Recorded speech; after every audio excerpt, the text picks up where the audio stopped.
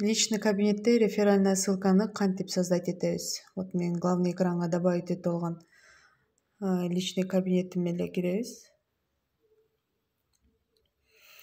3 сызыкты басып мой профильге кирсеңиздер, мен уже реферальный ссылкам бар, мынакей ваша реферальная ссылка деп турат.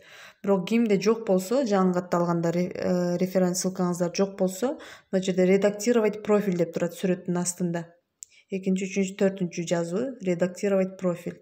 Ошого киресиздер дагы, мына сохранить, сменить пароль и түгүндө создать логин деп жазылып турган болот да. Ошол жерге логин жазасыздар.